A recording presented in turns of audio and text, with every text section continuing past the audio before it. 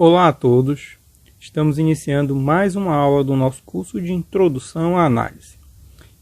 E na aula de hoje iniciaremos um novo módulo, um novo tópico na disciplina, onde começaremos a falar sobre as integrais.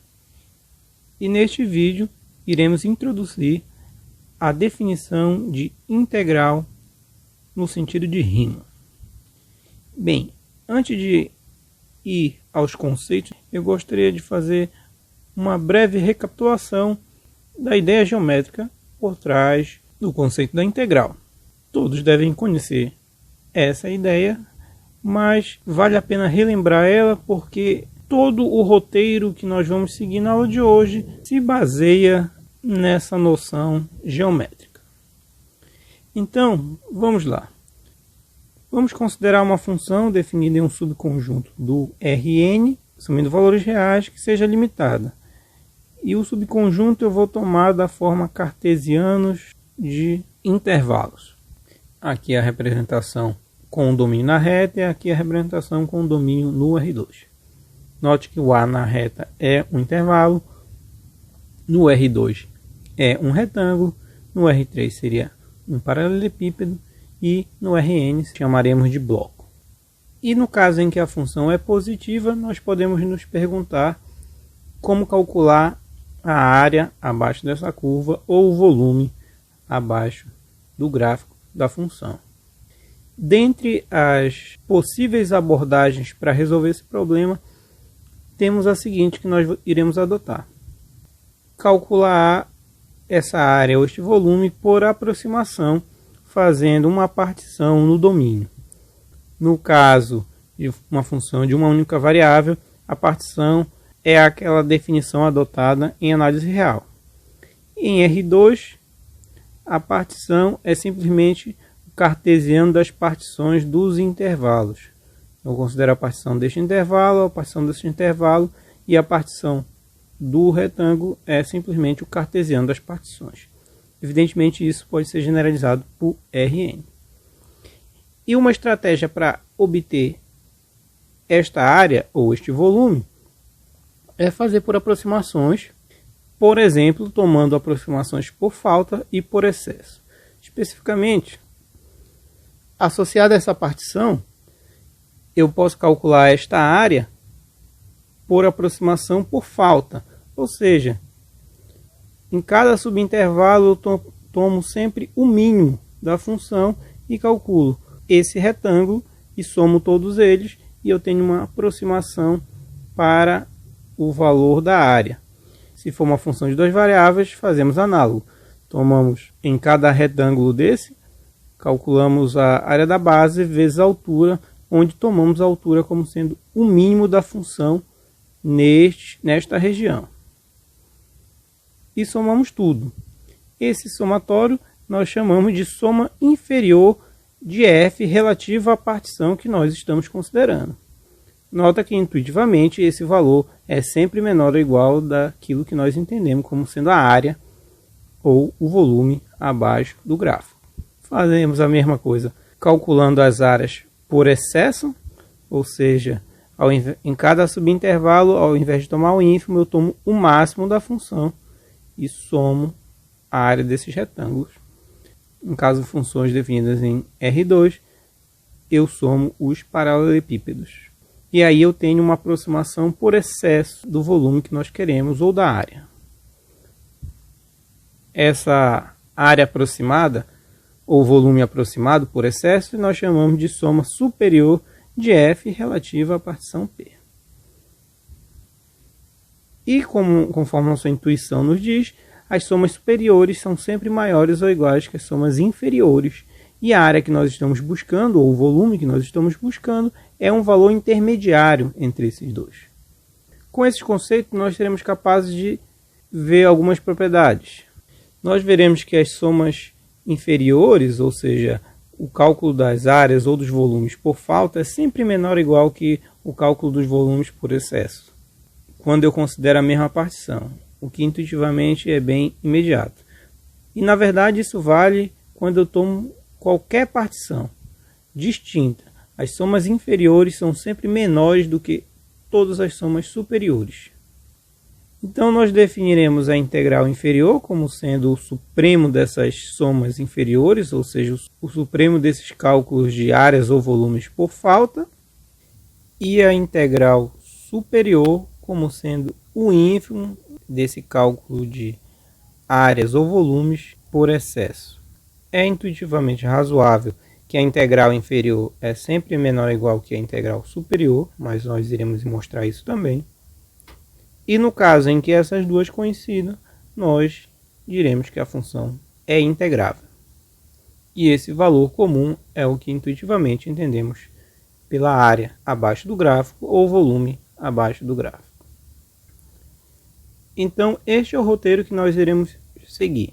Voltando para a figura, nós iremos definir o que seriam esses blocos em Rn, ver os elementos que eles possuem, arestas, faces, vértices, definir as partições, definir as somas inferiores, superiores, e provar todas aquelas desigualdades que nós comentamos que intuitivamente parecem razoáveis.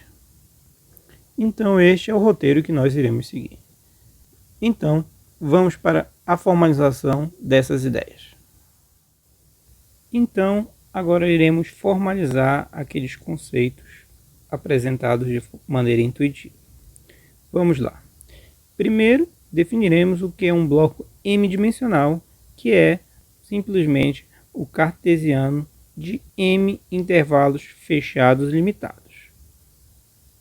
E cada um desses intervalos é chamado de aresta do bloco A. No caso particular em que estes intervalos têm todos o mesmo comprimento, nós diremos que o bloco m-dimensional é um cubo m-dimensional. Recordando que o comprimento do intervalo AI-BI é, por definição, BI menos AI. Vejamos aqui a representação geométrica dos blocos para o caso m igual a 1, m igual a 2, m igual a 3. Para m igual a 1, o bloco é um intervalo fechado e limitado. Para m igual a 2, o bloco é um retângulo. E m igual a 3, o bloco é um paralelepípedo. Definimos o centro do bloco como sendo o ponto C de coordenadas C1, C2, Cm, onde cada Ci é o ponto médio do intervalo AI-BI. Os vértices do bloco são os pontos C1, Cm, cujas coordenadas Ci ou são AI ou são BI. Definiremos as faces do bloco como sendo os produtos cartesianos L1, L2, Lm, onde cada Li desses ou é AI, ou é BI, ou é o intervalo AI-BI inteiro.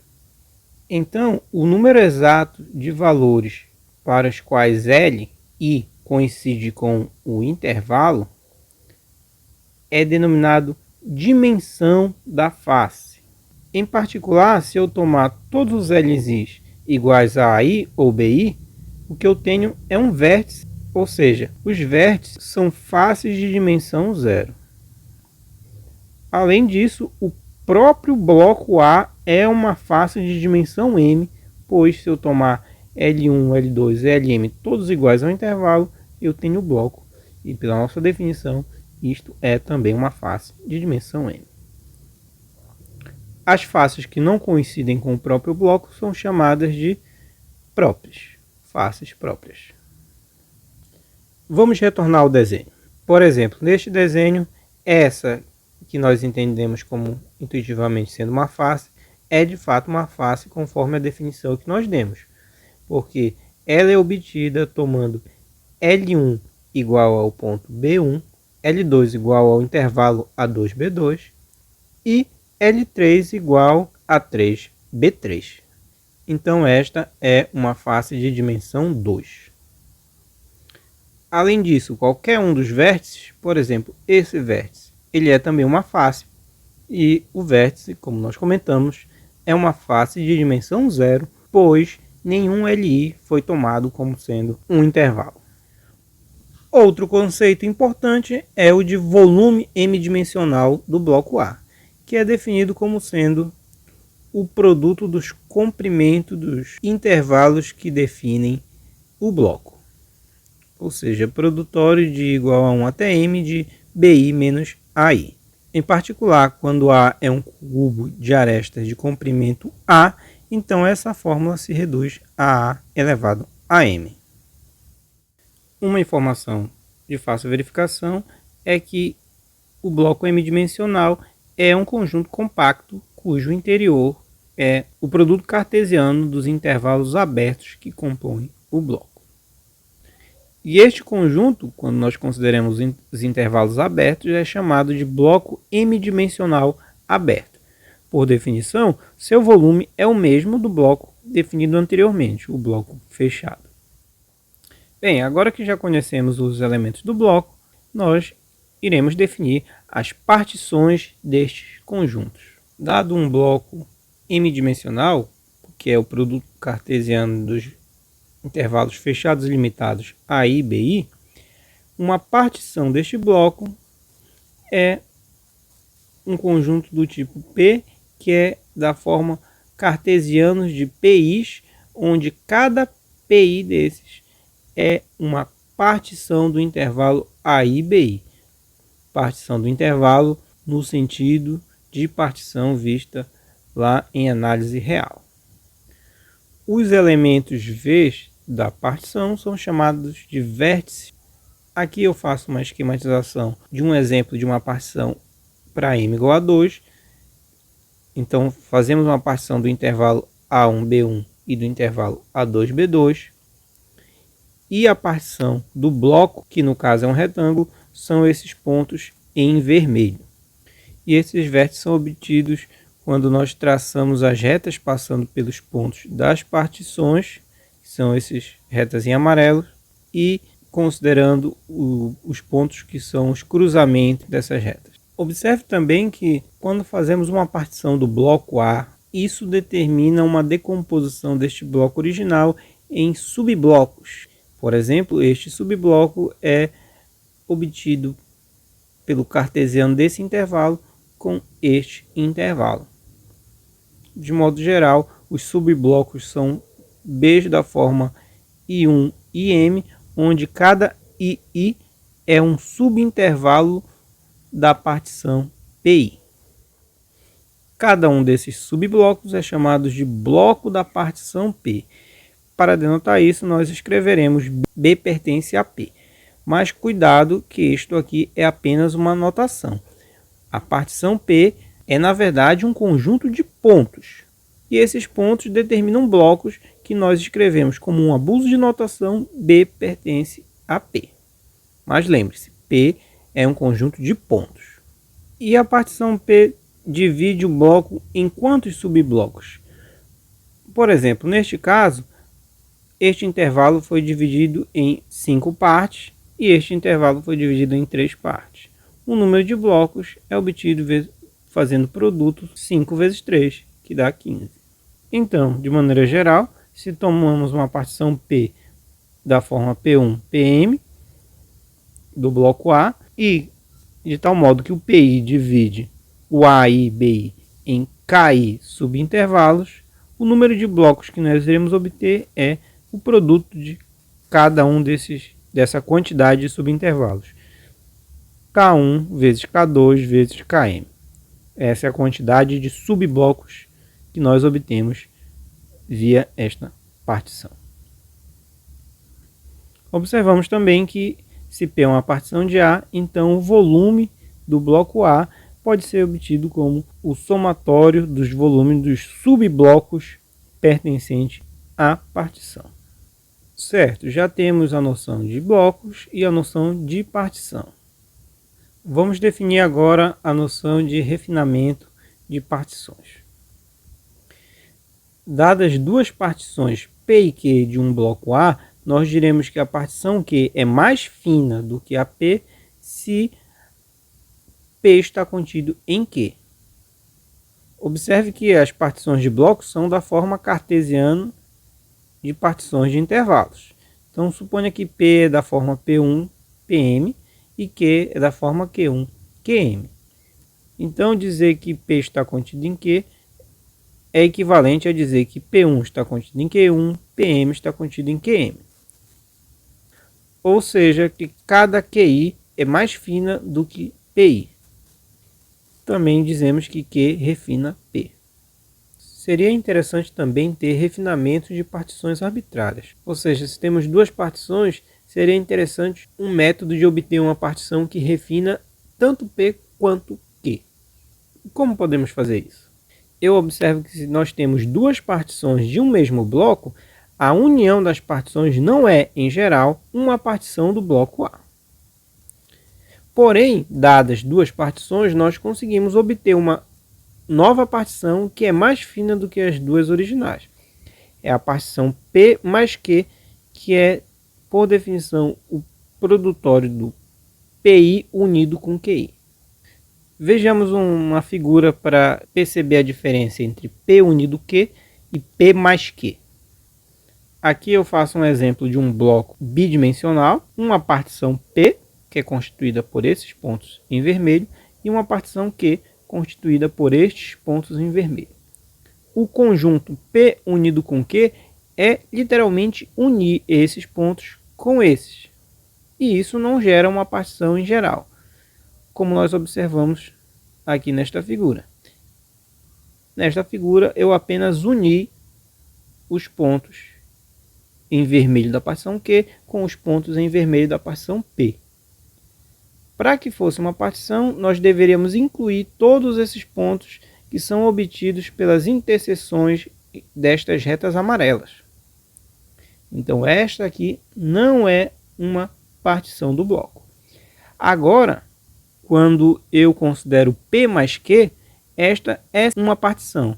Porque para obter P mais Q, o que nós fazemos é unir todos os pontos da partição de cada subintervalo. Então, pegamos esses pontos da partição deste intervalo e unimos com estes pontos da partição deste intervalo. E obtemos uma nova partição deste intervalo. E fazemos o mesmo procedimento para cada um dos intervalos que compõem o bloco. Então, cuidado que P unido Q não é, em geral, uma partição. Agora, P mais Q, sim. E P mais Q é uma partição que refina tanto P quanto. Vamos definir agora o conceito de norma de uma partição. Dado uma partição P de um bloco A, então a norma da partição, que é denotado módulo de P, é definido como sendo o maior comprimento dos subintervalos das partições PI, ou seja, o maior comprimento das arestas dos subblocos determinados pela partição P. Com estes conceitos, agora podemos definir as somas inferiores e as somas superiores, que são as aproximações para o valor da integral por falta e por excesso.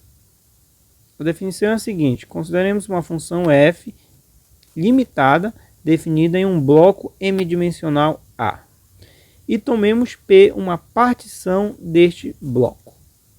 Definimos a soma inferior de f relativa à partição P como sendo o número S minúsculo Fp, dado por o somatório dos volumes dos subblocos multiplicado por mb, onde mb é o ínfimo da função f no subbloco B.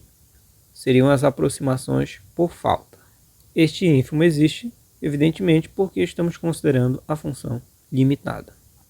De modo inteiramente análogo, definimos a soma superior de f relativa à partição P como sendo o número S maiúsculo Fp, dada pelo somatório dos M maiúsculo B vezes o volume de B, quando B percorre a partição, onde o M maiúsculo B é o supremo das f de x quando tomados sobre o bloco B. De modo mais reduzido, estas são as somas inferiores e estas são as somas superiores. Com esta definição, é fácil ver que as somas inferiores são menores do que as somas superiores, pois o ínfimo é sempre menor ou igual que o supremo da função para cada bloco.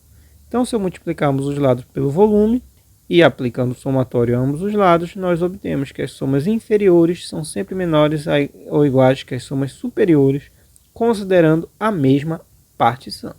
Seria interessante que nós tivéssemos essa desigualdade quando considerado partições diferentes, ou seja, soma inferior relativa a uma partição é menor ou igual que a soma superior relativa a outra partição, qualquer que sejam estas partições.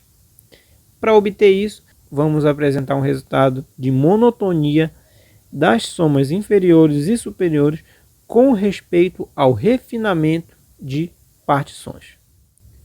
E o resultado diz o seguinte: se nós temos duas partições de um mesmo bloco A contida em Rm e uma função f definida neste bloco que seja limitada, se a partição Q é mais fina do que a P, então vale essas desigualdades, que dizem basicamente que a soma inferior não diminui quando eu refino a partição e a soma superior não aumenta quando nós refinamos a partição. E essa desigualdade é aquela que já havíamos demonstrado anteriormente. Então, para fazer a demonstração, faremos apenas essa desigualdade, pois essa já foi feita e a demonstração dessa é análoga. Então vamos lá. Vamos denotar por B' os blocos de Q, ou seja, os blocos determinados pela partição Q, e por B os blocos de P, os blocos determinados pela partição P. Como a partição P está contida em Q, ou seja, a Q é mais fina do que a P, cada bloco B' da partição Q está contida em um bloco B da partição P. Ou seja, os blocos da partição mais fina são menores do que os blocos da outra partição. E além disso, quando nós calculamos o volume de um bloco maior, um bloco B da partição P, ele pode ser calculado como o somatório dos volumes dos blocos menores B' quando eu somo todos os B' contidos em B. Ou seja, se nós tomamos um bloco B da partição P e queremos calcular o volume desse bloco, nós podemos calcular ele em termos dos volumes de B'. Como B' possui blocos menores ou iguais, então ou os blocos de B' são o próprio B, ou ele divide em outros blocos, onde cada um desses aqui é um bloco B'.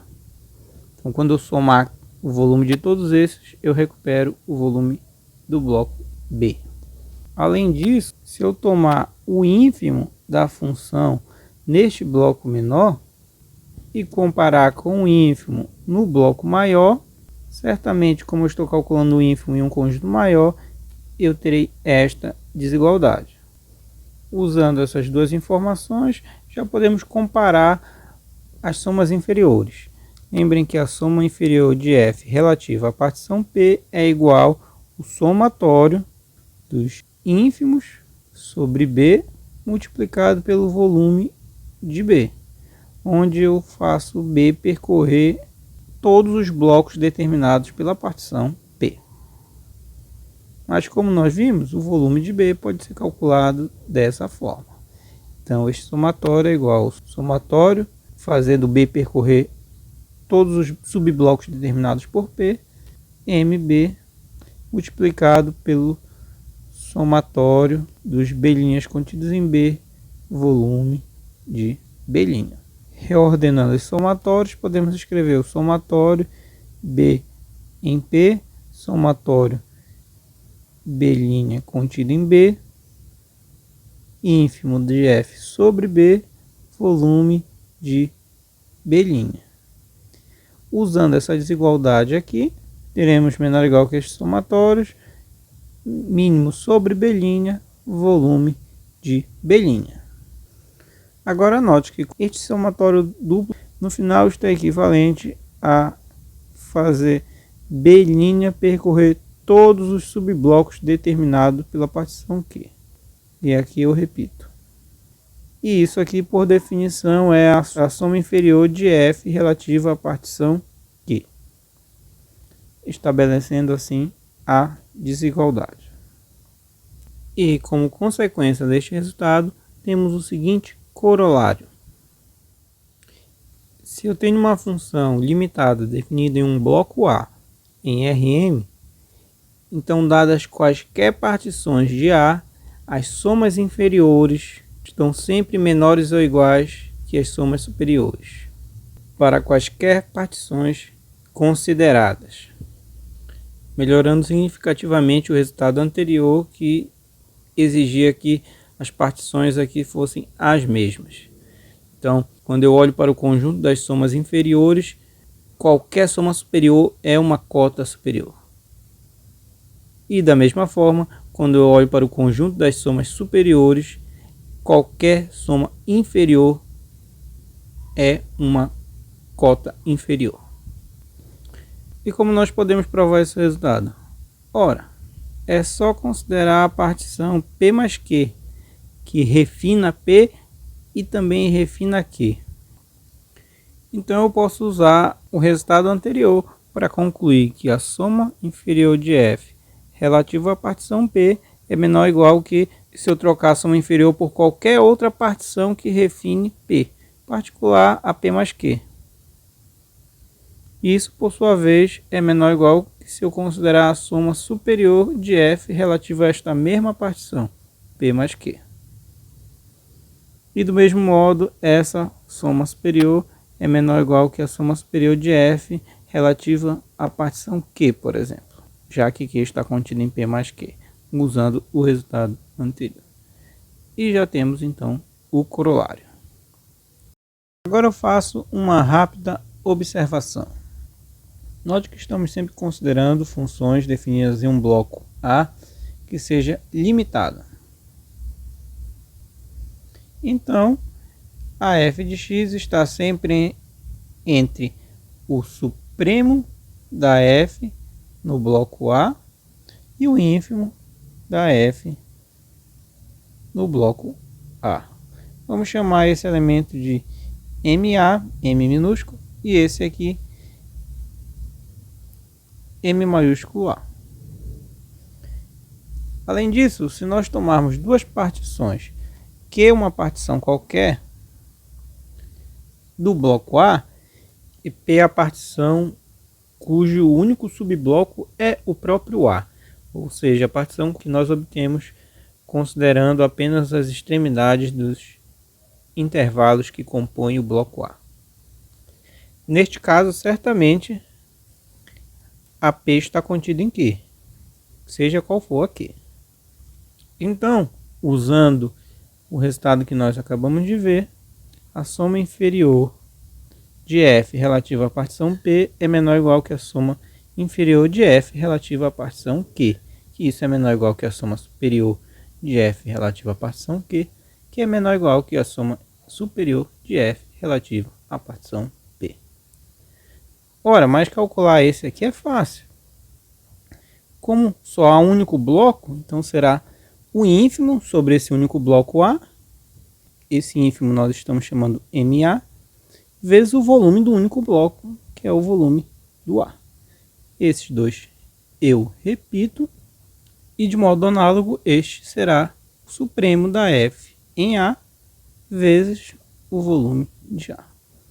Então as somas inferiores estão sempre limitadas entre esse valor e esse. E da mesma forma as somas superiores. Podemos então agora definir as integrais inferiores e integrais superiores. Vejamos. E a definição é a seguinte. Se nós temos uma função f definida em um bloco contido em Rm, que seja limitada, nós definimos a integral inferior de f em A como sendo o supremo das somas inferiores tomado sobre todas as partições do bloco A. Este supremo certamente existe porque o conjunto das somas inferiores é limitado superiormente. E de modo análogo nós definimos a integral superior de f em A como sendo o ínfimo de todas as somas superiores de f relativas a partições quando eu tomo este ínfimo percorrendo todas as partições do bloco A. Este é o símbolo da integral inferior e este é o símbolo da integral superior. Pelo resultado que nós acabamos de ver, a integral inferior de f x dx é sempre menor ou igual que a integral superior de f de x dx tomado sobre o conjunto A. E nós diremos que a função é integrável quando ocorrer a igualdade entre essas integrais inferiores e superiores. E este valor comum será chamado a integral de f em A, e denotada por este símbolo. Faço algumas observações.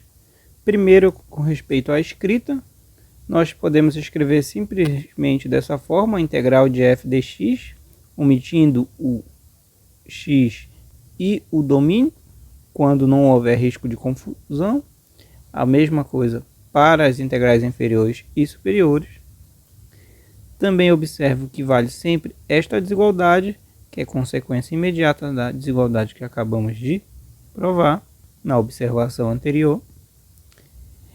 E também observo que, para calcular as integrais inferiores e superiores, nós podemos considerar uma partição P0 fixada do bloco A, e ao invés de tomar o supremo das somas inferiores sobre todas as partições do bloco A, nós podemos tomar o supremo das somas inferiores sobre todas as partições que refinam a partição considerada originalmente. Esse supremo também será a integral inferior. E de forma inteiramente análoga, vale a observação para a integral superior. A verificação desse resultado eu deixo como o primeiro exercício desta aula para vocês. Bem, agora nós gostaríamos de discutir alguns critérios de integrabilidade de funções. Como este vídeo já está longo, daremos continuidade a esse estudo na próxima aula. Então, fiquem todos bem, se cuidem e até o próximo vídeo. Até mais!